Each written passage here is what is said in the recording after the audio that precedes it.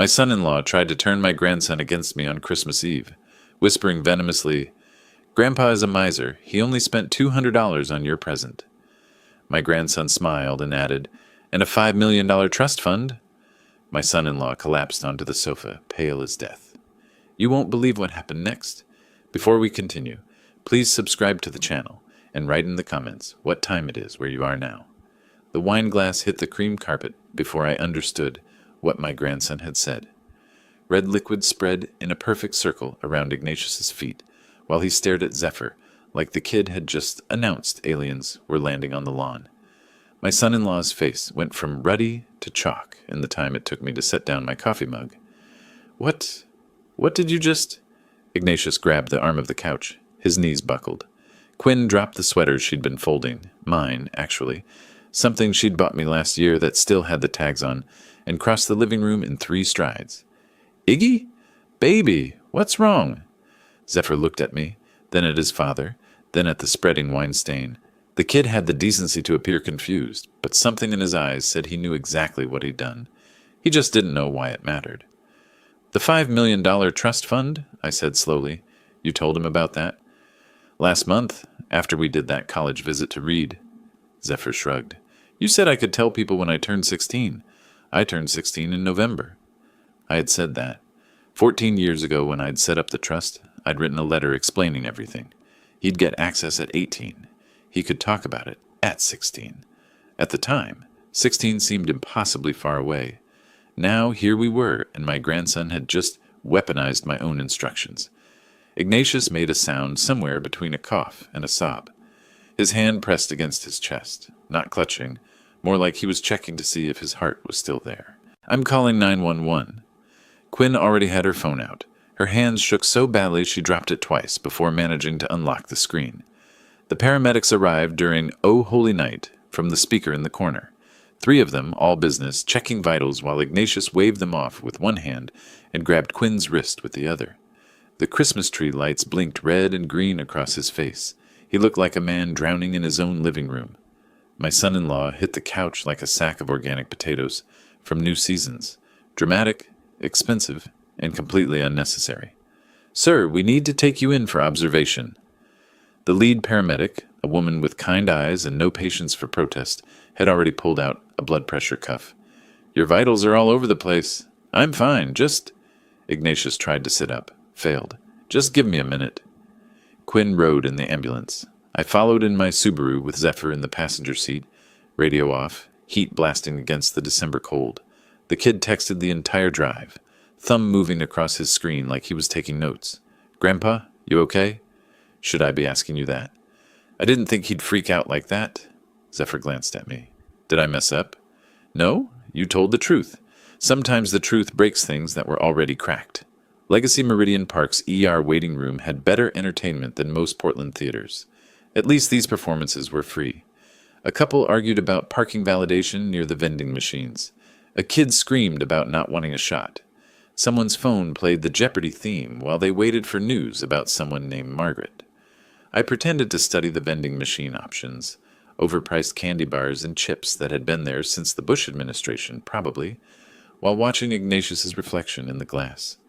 He'd convinced them to let him walk around, said sitting made him anxious.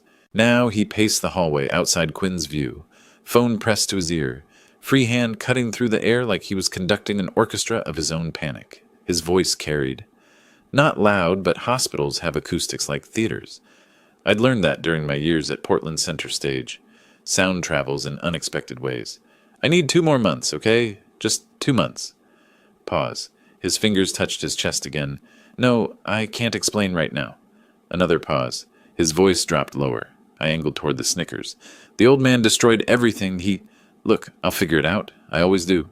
The old man. That would be me. I bought a Snickers I didn't want and returned to my seat. Zephyr looked up from his phone. "Dad okay?" "Doctors say it's not his heart. Probably stress. He's been stressed a lot lately." Zephyr's thumb hovered over his screen. "Like, really stressed." "Has he?" The kid met my eyes. Something passed between us. Understanding, maybe. Or recognition. Zephyr had spent 16 years watching his parents. He knew when the script had changed. My phone buzzed. Text from Zephyr. "Grandpa, You okay? Sorry about what happened. Dad's been weird lately. I looked at him. He was watching me. I typed back, I'm fine, kiddo. Not your fault. See you tomorrow? Yeah. We should talk. Just us. By 11, they'd declared Ignatius stable, panic attack, not cardiac event, and sent us home with instructions about stress management and follow-up appointments. Quinn hugged me in the parking lot. She smelled like hospital soap and fear. Thanks for being here, Dad. Always. I sat in my car afterward, engine running, heater fighting the December night. Through the hospital window, 3 floors up, I could see Ignatius pacing again, phone to his ear, free hand gesturing. Whatever he thought I'd destroyed, it wasn't an investment portfolio. Zephyr's text glowed on my screen. We should talk. Just us. I put the car in reverse and drove home to Selwood, Christmas lights blinking past my windows all the way. Quinn's kitchen cost more than my first car, but the chaos looked like my college dorm. Mail scattered across the marble countertop. Dishes piled in the sink. Nice dishes, the kind you register for, the kind that announce you've made it. A stack of medical bills weighed down by a coffee mug that said, World's Best Mom, in fading letters. Thanks for coming by, Dad. Quinn poured coffee with shaking hands. Dark liquid splashed onto the counter. She wiped it once, twice, 3 times. Same spot. The paper towel shredded under her fingers. How's Ignatius? They're keeping him for observation, just to be safe. She turned, mug clutched in both hands like it might escape. We're fine. Just some temporary cash flow issues. Iggy invested heavily in this business opportunity, and it's taking longer to... What business opportunity? I don't know all the details. He handles the finances. I set down my mug before I could throw it. Quinn, you know what he told me? Her voice went sharp, not angry. Worse, defensive. That you've always looked down on him. That you constantly make little comments about where he came from, about his family not having money like ours. The words hit like a slap. My throat tightened. I never... Didn't you? Because he's been saying this for years, Dad. Years, and I defended you. But now I'm wondering if maybe I shouldn't have. She turned back to the counter. Her shoulders hunched forward. Through the window over the sink, I could see their yard, professionally landscaped, probably cost a fortune and currently full of fallen leaves nobody had time to rake. Quinn, I have never looked down on your husband. He thinks you have, and that's what matters, isn't it? What he thinks. I wanted to argue. Wanted to list every time I'd welcomed Ignatius, every dinner I'd paid for, every conversation where I'd asked about his work, his interests, his dreams. But none of that mattered if he'd spent 7 years rewriting history in my daughter's head. I love you, I said instead. That's what matters. She didn't turn around. I left through the garage. Zephyr intercepted me at my car, glancing back at the door to the house like he was checking for cameras. 5 minutes? He slid a folded piece of paper across the hood. My 16-year-old grandson acting like he'd seen too many spy movies. We stood among boxes of Christmas decorations and lawn equipment that hadn't been used in months. Zephyr's breath fogged in the cold air. He keeps asking about the trust. The kid's voice dropped low. Like super casually, right? Hey, buddy, when did Grandpa set that up? Does he ever talk about it? Could you access it early if you really needed to? That kind of thing. How long has this been going on? Since maybe October. It got worse after Thanksgiving. And he's been acting sketchy. On his phone all the time, leaving the room to take calls. Have you told your mom? Zephyr looked away. His jaw worked. She's so tired all the time. I didn't want to add to it. I put my hand on his shoulder. Squeezed. You did the right thing telling me. Did I? Because Dad's in the hospital and Mom thinks you hate him, and everything's kind of falling apart. Things were falling apart before you said anything. You just turned on the lights. The drive home took longer than it should have. I missed my exit off I-5, had to loop back at Terwilliger. My knuckles ached from gripping the steering wheel. By the time I pulled into my apartment complex in Selwood, my hands had started to shake. Priscilla Hawkins appeared at my door within 10 minutes of me getting home. She held a casserole dish like it was a weapon. Knowing Priscilla, it probably was. That woman could make evidence out of a grocery receipt. That's my concerned neighbor face you're seeing, not my actual face. She pushed past me into my apartment, set the dish on my counter, turned and fixed me with eyes that had spent 30 years as a private investigator. What happened? My daughter thinks I'm a snob who hates her husband. Are you? No. Then someone's been writing your dialogue for you. She crossed her arms. Want me to find out who?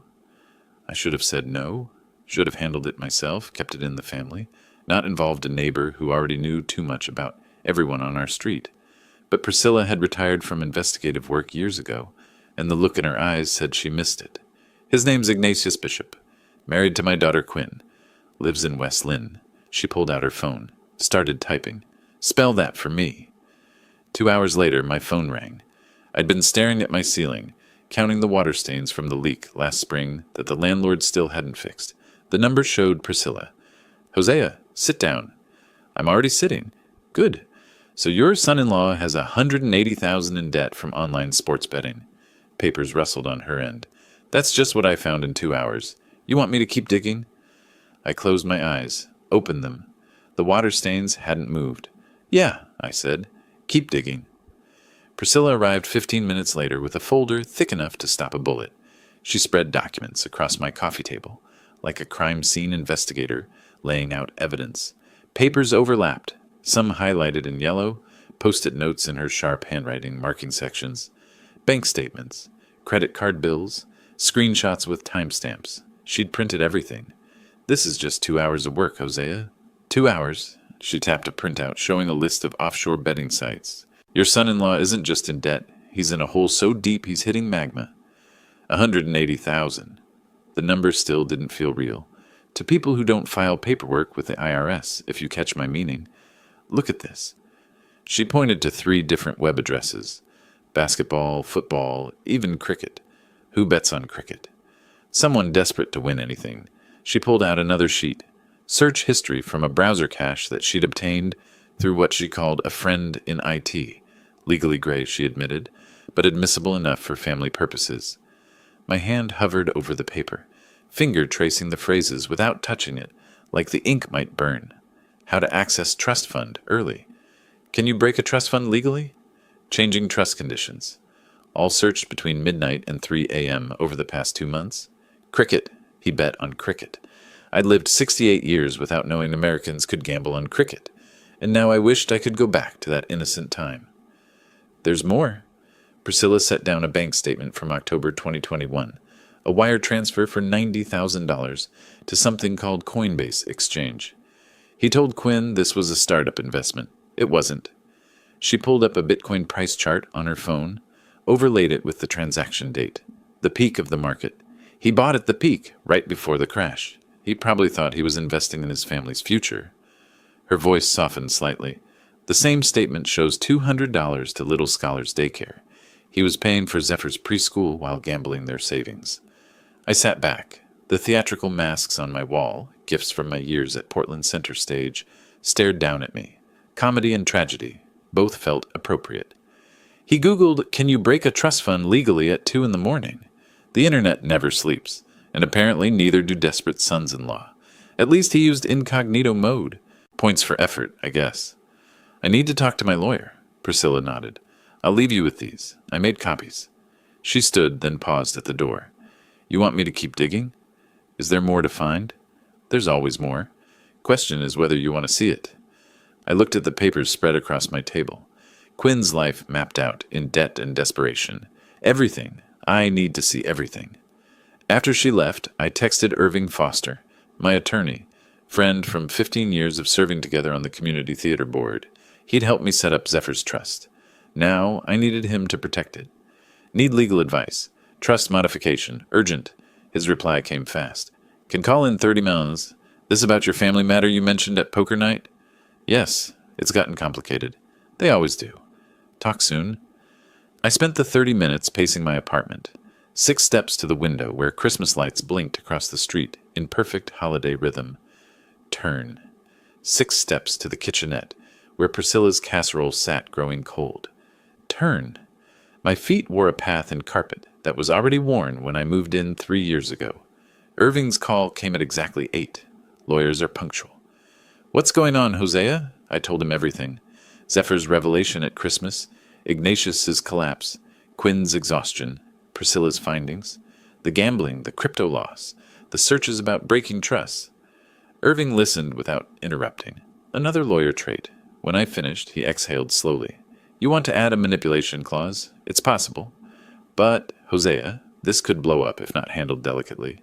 The courts don't love conditional trusts that feel punitive. It's not punitive, it's protective. If someone tries to use my grandson to access money that's meant for his education, his future, I get it. I'm just saying we need to be careful. When do you want to implement this? Yesterday. Let me draft something. Don't talk to anyone about this until I call you back. Not Quinn, not... I need to tell Zephyr. He deserves to know he's being used. Irving sighed. I heard papers shuffling. Keep it vague. Details can wait. Irving charged $300 an hour to tell me to be careful.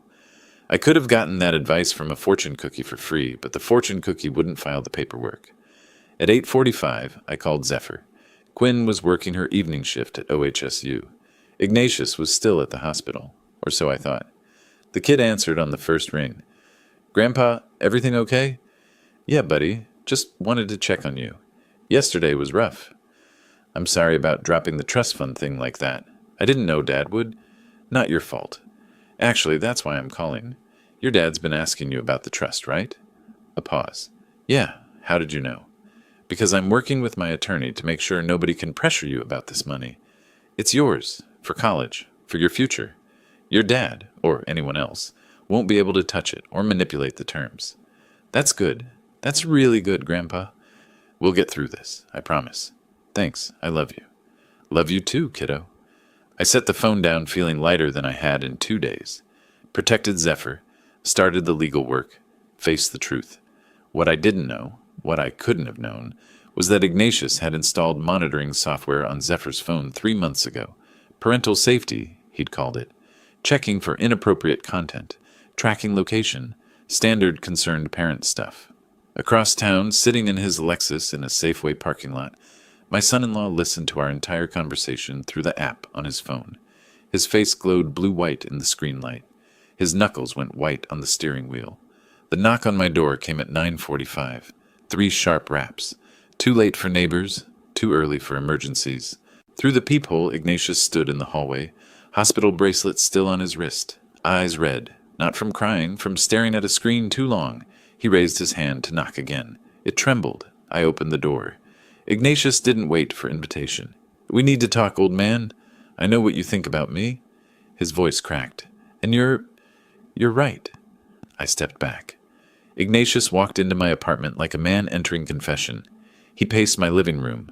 3 steps, turn, 3 steps back, hands gesturing while he talked. I'd watched actors rehearse for 30 years. I knew the difference between feeling emotion and performing it. Ignatius was doing both, which made it more dangerous. I've been carrying this for so long. The debt, the shame. He stopped, pressed his palms against his temples. You know where I came from, Hosea. Beaverton Trailer Park, my mom cleaning houses. I swore I'd never be poor again. Never let Quinn feel what my mother felt. So you invested? I kept my voice neutral, curious, not accusatory. I thought I had a system. Sports betting, analytics, algorithms. He looked up. His eyes were genuinely wet. I won at first, enough to believe I'd cracked it. Then you lost. Everything, and more. I kept trying to win it back. That's what gamblers do, right? One more bet, one more chance.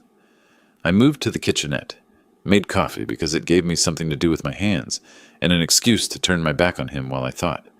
The grinder was louder than necessary. The beans smelled like the theatrical makeup room at Portland Center Stage.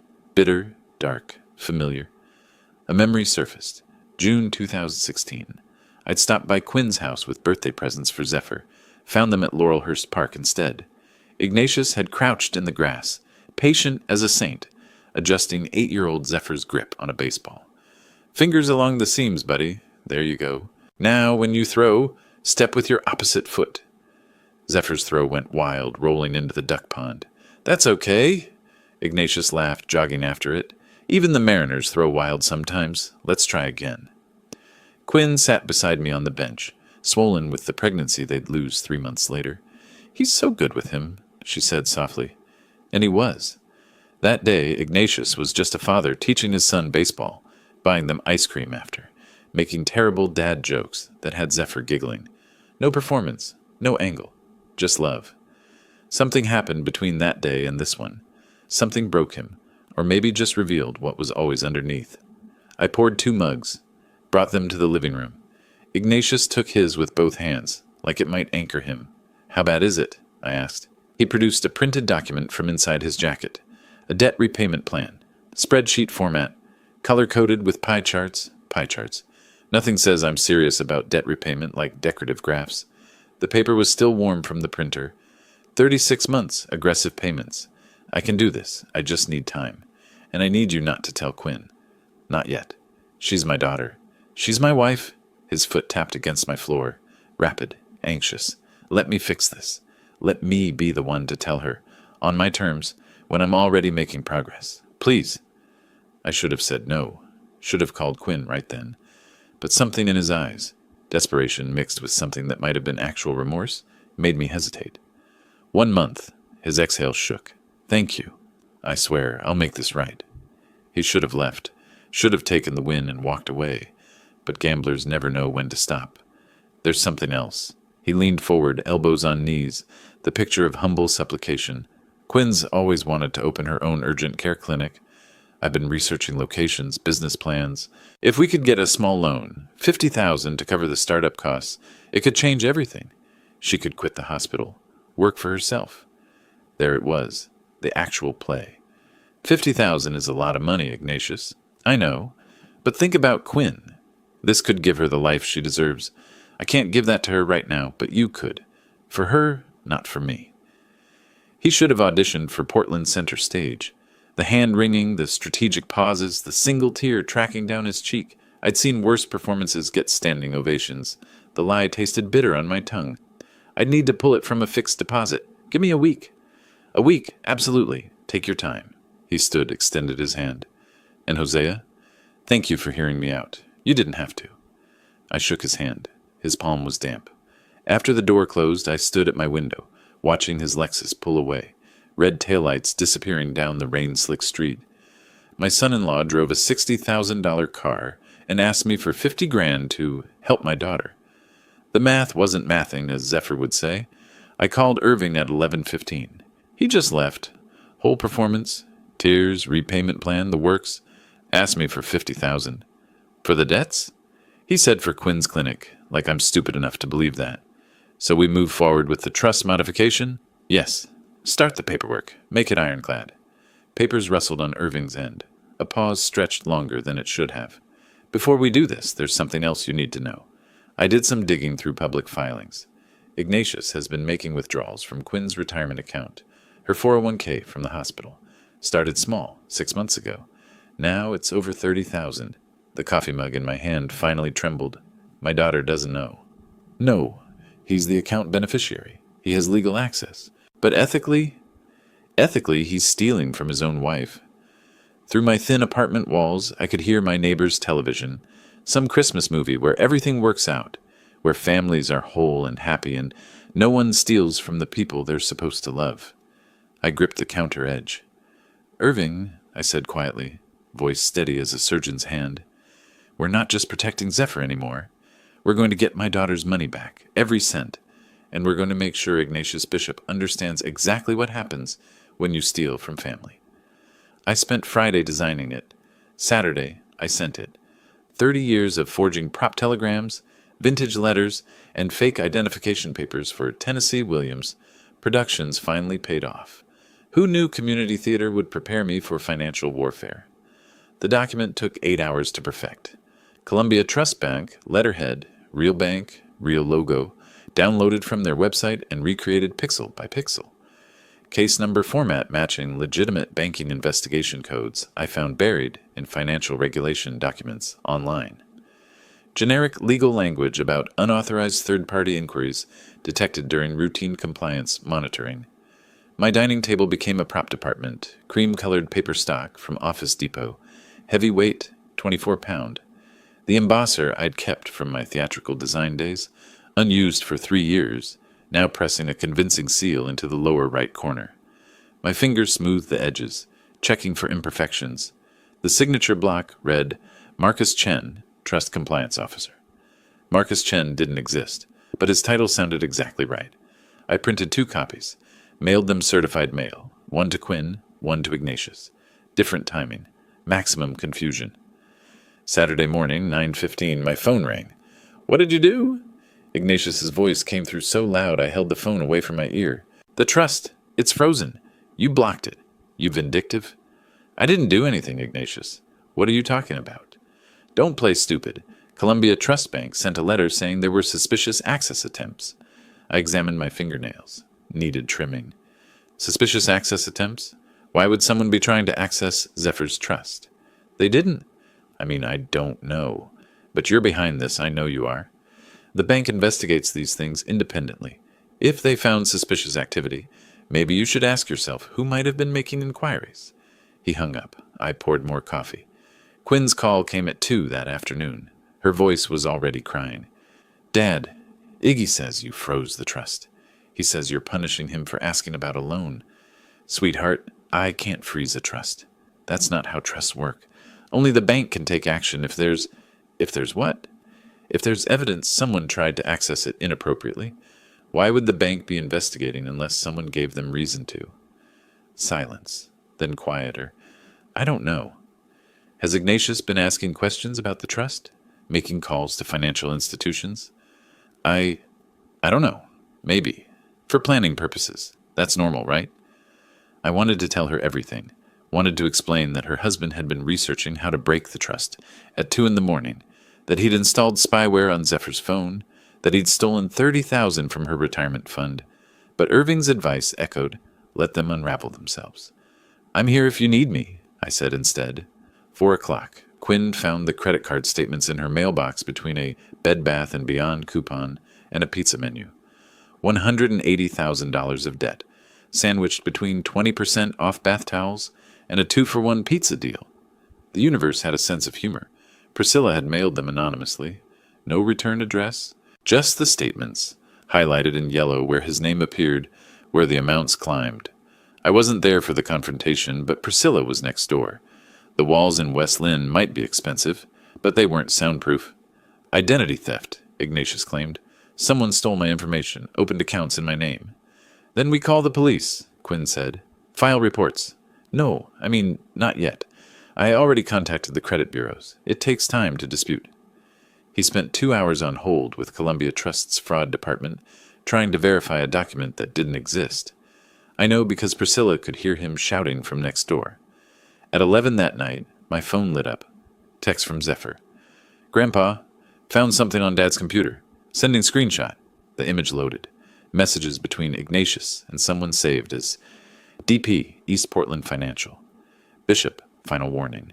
$180K by Feb 15, or your wife gets photos of every bet you placed, every cent you lost, every lie you told. We're not playing anymore. My fingers tightened on the phone.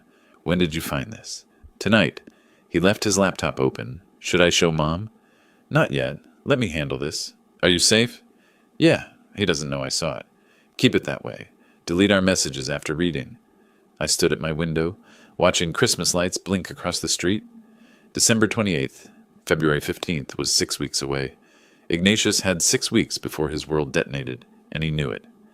My reflection in the glass showed a man who looked older than 68, tired but not finished. I texted Priscilla.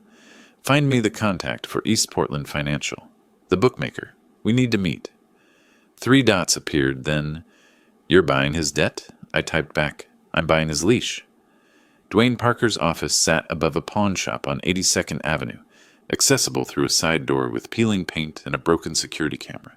The decor consisted of 1 metal desk, 2 folding chairs, and a calendar from 2019 featuring monster trucks. Either he didn't care about ambiance, or he understood that people coming here had bigger problems than interior design. Dwayne was mid-40s, iron handshake, dead eyes that calculated everything, the kind of man who'd break your legs without anger, just business.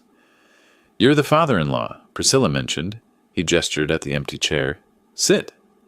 I sat. He had folders spread across his desk. Ignatius's betting history. Every game, every loss, every desperate double down. And you want to buy Bishop's debt because family matters, private. I don't care about family. I care about getting paid. $150 for $180. You taking a loss? I'm taking control. Different kind of profit. Dwayne smiled, barely. I respect that. But understand, you buy this, you own the consequences. He can't pay you either. That's your problem. He'll pay, eventually. I'm patient. Most people aren't. That's how I stay in business. I slid the cashier's check across his desk. $150,000. I'd liquidated part of my portfolio Tuesday morning, felt my retirement fund shrink with each signature. Worth it. Dwayne examined the check with a jeweler's loop, held it to the light, finally nodded. His assistant, large man with neck tattoos and a notary stamp, produced documents, debt transfer agreements, legal enough for enforcement, illegal enough to never see a courtroom. I signed. Dwayne signed. The notary stamped. I paid $150,000 to become a loan shark. My mother, rest her soul, would have been horrified. Or proud. Probably both. Pleasure doing business. Dwayne stood, extended his hand again. Bishop gets a message today. New creditor. We're out. Thank you. Don't thank me. You just bought a man who can't pay. Good luck with that. I drove home feeling something between satisfaction and nausea. That evening, Quinn discovered the monitoring app. Her phone had died at work. She'd borrowed Zephyr's to check her schedule, swiped through his home screen looking for the browser, and found it. Family Track Pro. Activity log showing every call, text, location for 3 months. Her fingers froze over the screen. Then she started scrolling. Saw herself listed. Saw me listed. Saw Zephyr's entire life mapped out in 15-minute intervals. The confrontation happened at 7. I know because she called me at 11, voice hollow with exhaustion. Dad, did I wake you? No, sweetheart. I was up. What's wrong? I found Iggy put tracking software on Zephyr's phone. He's been monitoring everything for months. I kept my voice neutral. Oh, honey. And the credit cards? The trust investigation? Now this? I keep trying to believe his explanations, but... She broke, full crying now. But maybe you were right. Maybe you've been right the whole time and I was too stupid to see it. You're not stupid. You loved him. You wanted to trust your husband. That's not weakness. What do I do? Whatever you need to do to feel safe. To keep Zephyr safe. I'm here. Whatever you need. After we hung up, I sat in the dark, thinking about Ignatius's world collapsing. Fake trust freeze, real credit card exposure, debt sold to unknown creditor, wife discovering his surveillance, everything unraveling. I should have seen it coming. At 2 a.m., something scraped against my apartment door lock. I sat up in bed. Didn't turn on the light. Listened. Metal on metal. Amateur hour, cheap lock giving way under pressure that understood theory but not practice. The door opened. Footsteps in my living room. Heavy breathing. I emerged from my bedroom in pajamas and bathrobe. Turned on the lamp. Ignatius stood there holding a baseball bat. Aluminum. Name brand. Probably cost $200. He could have saved money and brought a stick. He picked my lock at 2 a.m. with a baseball bat and the desperation of a man who'd clearly never committed a crime before. You broke my lock. That's going to cost money. The bat raised but trembled. Where are they? The debt documents? In a safe deposit box. Did you think I'd keep them here? You bought my debt. From Dwayne. You're insane. I'm practical. You owed money. I had money. Now you owe me. He advanced 2 steps. The bat wavered. You're destroying my family. I'm trying to save my daughter from a man who's been lying to her for years. Big difference. I'll go to the police. Breaking and entering. You can't. Go ahead. Then explain to them why you're here at 2 a.m. with a baseball bat. And while you're at it, explain the debt, the gambling, the tracking software on your son's phone. The bat lowered slowly. His shoulders slumped. The fight drained out of him like water through a sieve. What do you want? The truth. Tell Quinn the truth. All of it. The gambling, the debts, the money you stole from her retirement fund. His head snapped up. How do you... I know everything, Ignatius. The only question is whether she hears it from you or from me. You have 48 hours. He backed toward the door, stumbled over his own feet, caught himself. She'll leave me. She might. But she'll definitely leave you if I'm the one who tells her. At least this way, you have a chance. He fled down the stairs. I locked the broken door as best I could, wedged a chair under the knob. Dawn began to lighten my windows. I sat on the couch, still in my bathrobe, watching the sky turn from black to gray to pale blue. My phone buzzed. Text from Quinn. Can't sleep. Keep thinking about everything. Coming over at 8 a.m. Need to know what you know. I type back. I'll put coffee on. The bat clattered against my hardwood floor. Loud. Final. Ignatius slid down the wall to sitting position, head in his hands. Not the theatrical crying from part 4. This was ugly. Snot running, shoulders shaking, hands trembling so badly he couldn't wipe his eyes. I couldn't stop, his voice came out raw. Every loss, I thought the next bet would fix it. I had systems, analytics. I was so sure I'd figured it out. I just needed one big win, and I could pay everything back, and Quinn would never have to know. My hand moved toward him. Involuntary. Human compassion. Then froze midair. Quinn's retirement fund. $30,000 stolen while she worked double shifts. I pulled my hand back. But you kept losing. Every time. And every time I thought, just once more. Just once more, and I'll quit. He looked up, eyes red and desperate. I wanted to be worthy of her. To be the man she thought I was. The man she deserved. By stealing from her? I was going to replace it, before she noticed. I just needed time. Needed to win. You can't win back what you've already lost, Ignatius. That's not how this works. What do you want from me? The truth. If you really love her, tell Quinn everything. Today. The gambling, the debts, the money from her retirement. All of it. Or I tell her myself, and I show her proof. He left 20 minutes later. I wedged the chair back under my broken door lock. Very secure. Very medieval. The Home Depot down on McLaughlin Boulevard opened at 6 a.m. I'd be there at 5:55, waiting like they were giving away flat screens on Black Friday. I sat on my couch watching dawn light creep across my theatrical mask collection on the wall. Comedy and tragedy. Both applied. At 11 that morning, Ignatius told Quinn his version. I wasn't there. Didn't know until her call came at 12:30. How could you? Her voice came through my phone like a weapon. You bought Iggy's debts? Quinn, let me explain. Explain what? That you're using his mother's medical bills to blackmail him? To destroy my marriage? My stomach dropped. His mother's medical bills? Quinn, that's not... Don't lie to me. He told me everything. You've been orchestrating all of this. The trust freeze, the credit cards, buying his debts, to force us apart. That's not what happened. Please, if you'd just listen. I'm done listening to you. You want to control my life so badly that you'd financially destroy my husband? I never thought you were capable of this. I was wrong about you. Quinn? The line went dead. I sat with the phone in my hand for a full minute. Didn't move. Barely breathed. His mother's cancer treatments. The man's mother was alive and well in Scottsdale, posting pictures of herself at slot machines with the caption, Lucky Day. But sure, dying of cancer. Very convincing, Ignatius. Method acting at its finest. I'd spent 68 years learning human nature through theater, psychology, observation. And my own daughter still chose to believe a car salesman over me. Maybe I should have sold Toyotas instead of doing makeup for Hamlet. The shadows lengthened across my apartment. I didn't turn on lights. Didn't make coffee. Just sat there, hands gripping my knees, watching darkness creep in from the corners. At 6 p.m., my phone rang. Zephyr. Grandpa, did Mom call you? She did. My voice sounded hollow, like it was coming from someone else's throat. Dad told her some story about his mother's medical bills. It's bullshit. Grandma Bishop lives in Arizona, and she's fine. I looked her up on Facebook. She posted selfies from a casino yesterday.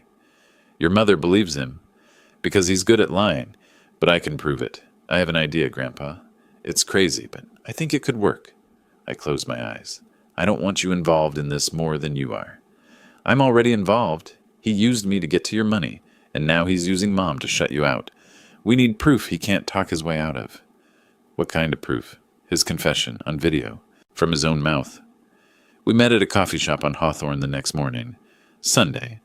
The place smelled like espresso and wet coats. Zephyr slid a small box across the table. I looked at it, didn't touch it. Spy camera. Amazon Prime 2-day shipping. He opened it. The camera was barely bigger than a quarter. I'll tell him you offered me $100,000 cash. Right now. For a car. He won't be able to resist.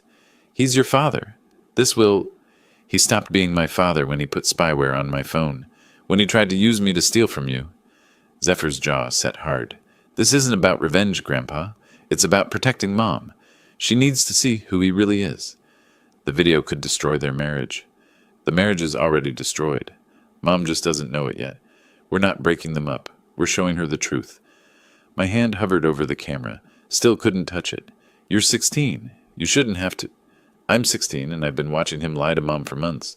Watching her work doubles while he gambles away her retirement. I'm done watching. Zephyr ordered a spy camera on Amazon. Prime shipping. 2-day delivery. When I was 16, the height of espionage technology was holding a glass against the wall to hear through it.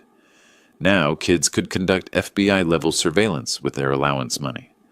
Monday after school, while Quinn worked her shift, Zephyr positioned the camera on the bookshelf in Ignatius's home office, behind a decorative globe, angled at the desk. His hands were steady, more confident than mine would have been. The video arrived in my email at 6 p.m. Monday. Duration, 8 minutes, 43 seconds. I watched it 3 times. Zephyr, casual. So Grandpa called, said he wants to give me $100,000, cash, for my birthday, and a car. Ignatius looked up from his laptop, instantly alert. 100,000 in cash? Why cash? I don't know. Tax reasons? He said I could use it for whatever I want. Ignatius stood, moved closer to his son. That's generous. Very generous. Listen, buddy, I need to talk to you about something important. Man to man. The way he said, man to man. Like he was granting Zephyr membership to some exclusive club. Like they were equals. Your mom and I were going through a rough patch financially. Temporary thing, but rough. If I could borrow that 100,000 from you, just for a few months, I could clear some debts that are causing serious problems. What kind of debts? Ignatius sat on the desk edge, relaxed, confident. The truth? Gambling, sports betting. I thought I had a system. Analytics, probability. I was good at it for a while. Then I wasn't. I kept thinking the next bet would fix everything, and it just made it worse. You told Mom it was medical bills. For Grandma. I know. I lied. Your grandmother's fine. The debts are from betting.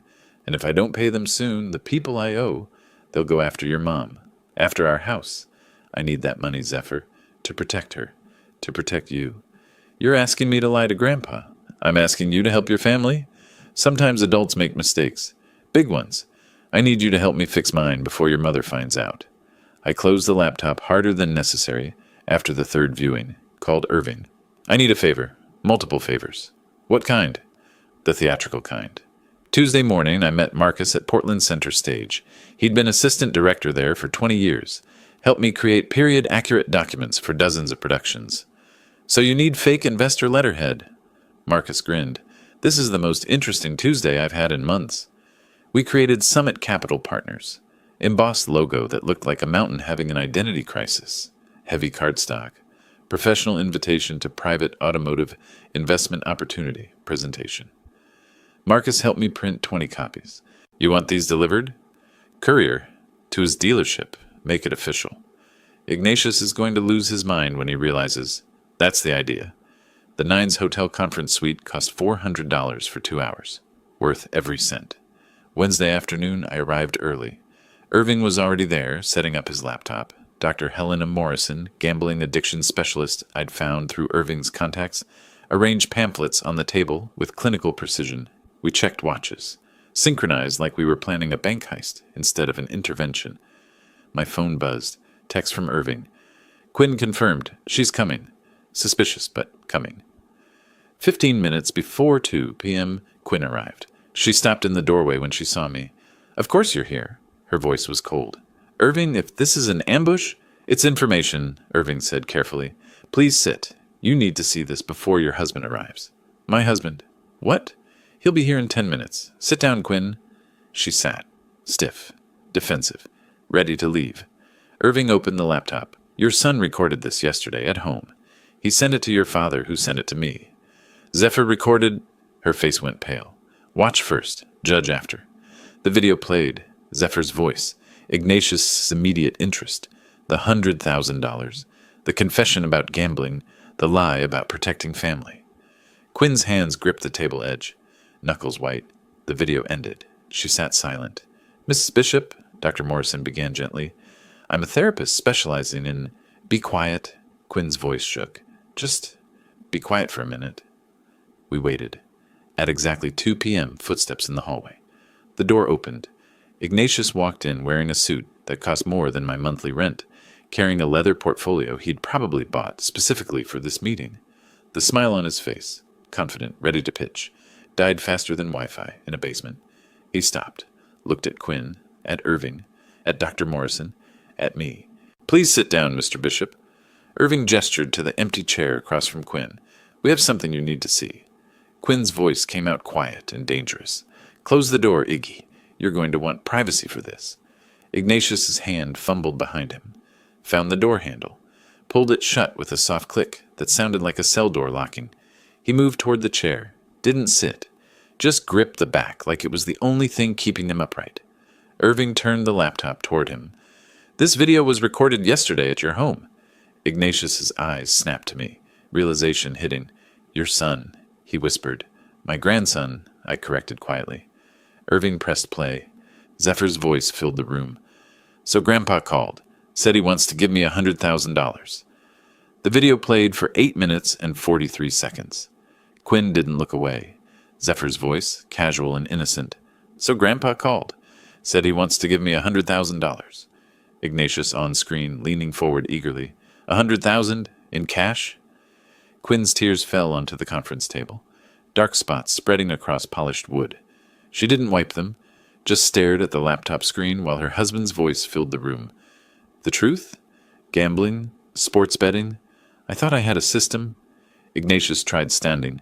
Irving's hand landed on his shoulder. Firm pressure. Sat him back down. I kept thinking the next bet would fix everything. Quinn whispered something. Might have been no, or might have been nothing. Just sound escaping.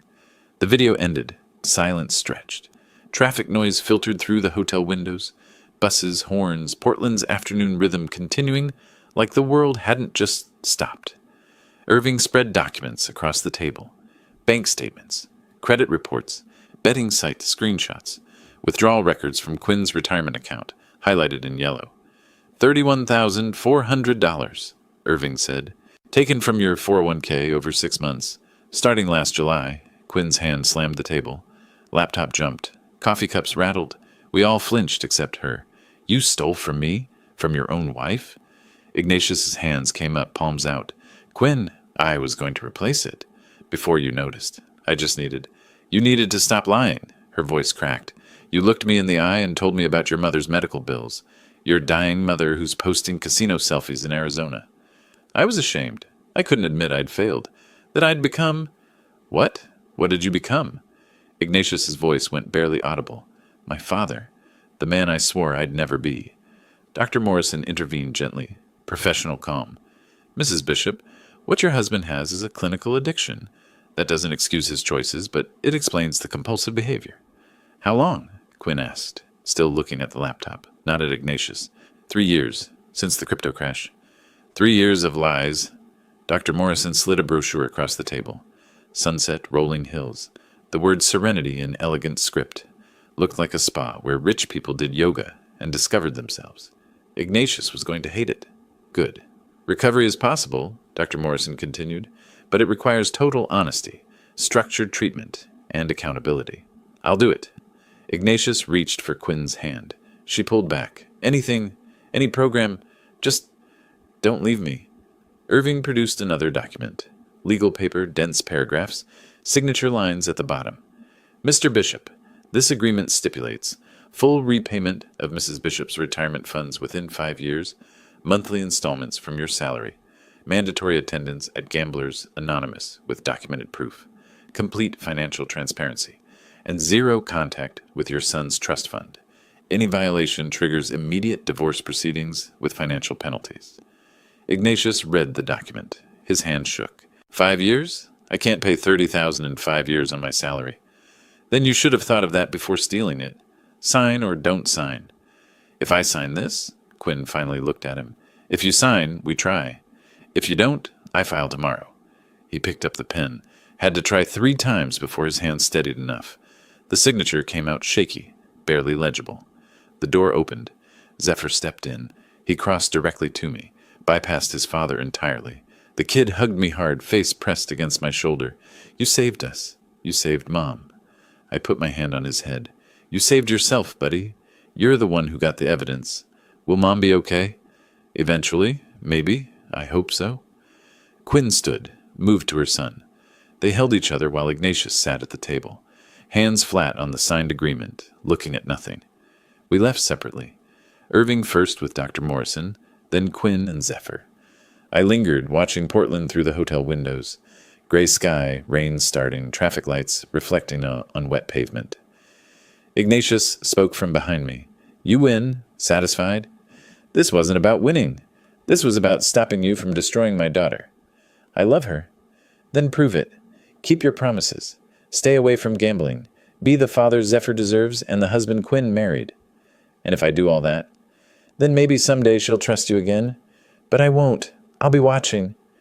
He left without responding. I stood there, wrong. I sat on the window ledge, looking out at the city. Victory should feel different. Bigger. Something. This felt like standing on wreckage. 1 week later, an envelope arrived at my apartment. No return address. Inside, a photograph. Ignatius at a Vegas casino, arm around a woman who wasn't Quinn. Date stamp in the corner, 2019. I studied her face, attractive, younger than my daughter. Ignatius's smile was genuine, not performing, just happy. I set the photo down carefully on my kitchen table, stared at it for 20 minutes without moving, could show Quinn, end the marriage permanently, destroy him completely. Could, but I was tired, so tired. The victory I'd worked for tasted like ashes. I locked the photo in my desk drawer, insurance, just in case. Because trust, once broken, never fully heals. You just learn to live with the cracks. 2 a.m., February. The photograph glowed under my kitchen lamp. 6 years ago, Vegas, the year Zephyr turned 10. Quinn had mentioned Ignatius had a work trip. Dealership conference. Conference. Right. My finger traced the casino name in the background. The woman's face. Ignatius's arm around her waist. Not casual. Intimate. I picked up my phone. Hosea? Ignatius answered wary. 3 a.m. his time. Tomorrow morning, Barista Caf on Hawthorne. 10 o'clock, just us. Why? What's this about? I hung up without answering. The caf smelled like burnt espresso and wet wool. February rain hammered the windows. Ignatius arrived 5 minutes early, looking worse than at the hotel. Thinner. Gray at the temples I hadn't noticed before. I slid the photograph across our small table. Recognize this. His face drained. Where did you get this? Doesn't matter. What matters is what it shows. You, Las Vegas, 2019. That's not Quinn. He reached for it. I pulled it back. Who else knows about this? Nobody. It was a mistake. One weekend. It didn't mean anything. Does Quinn know? He shook his head. No. Please. She's just starting to trust me again. If she sees that, she won't. Nobody will, if, and only if, you keep every single promise you made in that hotel room. I'm trying. I am. I've been going to meetings, making payments. Keep trying. Every day. For the rest of your life, if necessary. I leaned forward. Because if you slip, if you gamble again, if you lie to her again, if you even think about manipulating my grandson or touching that trust money, this photo appears on Quinn's breakfast table. Clear? Crystal. His voice came out hollow. One more thing. If I ever find out you've cheated on her again, with anyone, for any reason, I won't show her the photo. I'll show her a dossier. Every bet, every lie, every woman, every secret. And then I'll help her take you for everything you have. He nodded, couldn't speak. Why? He finally asked. Why not just show her? Destroy me completely. You hate me. I sat back, considered. Because revenge isn't always about destruction.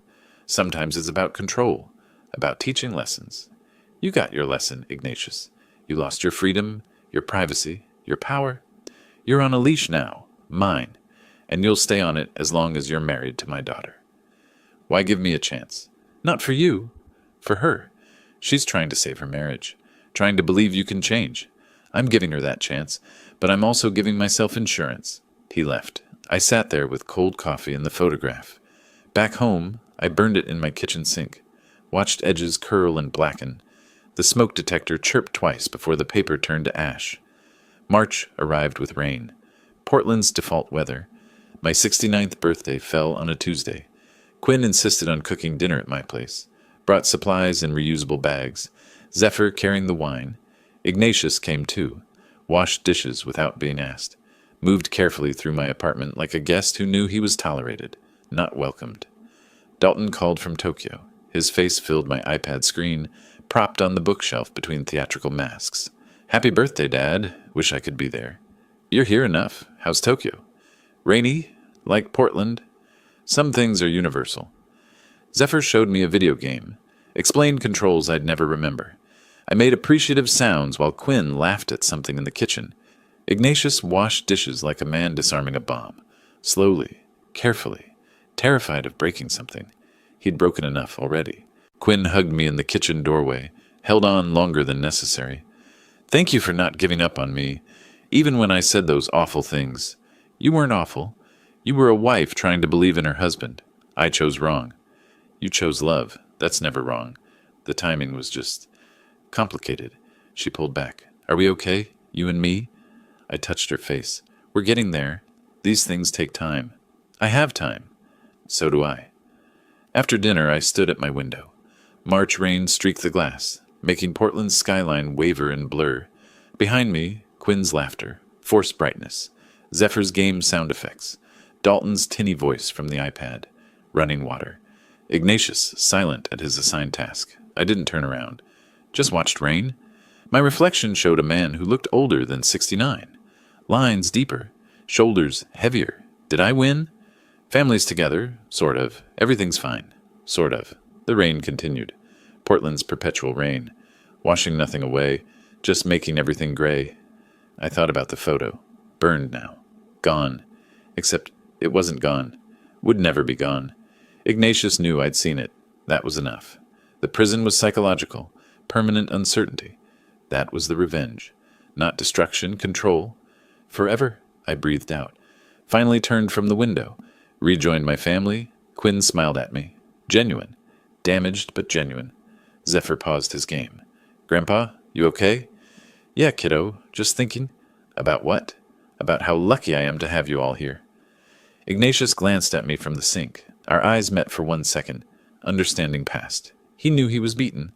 I knew I'd won, but at cost. Neither of us spoke. The moment passed. We returned to the gathering. The truce held. For now. Always. For now. But my daughter was here. Safe. Zephyr was protected. The trust was secure. Not the ending I imagined. Just the ending I got. This quiet, careful, cracked but standing family dinner on a rainy Tuesday in March. The victory was in accepting that, and choosing family anyway. I poured myself more wine, listened to my daughter laugh, watched my grandson play games I'd never understand. And outside, the rain kept falling. If you liked this story, please like this video, subscribe to the channel, and share your impressions of this story in the comments. To listen to the next story, click on the box on the left. Thank you for watching.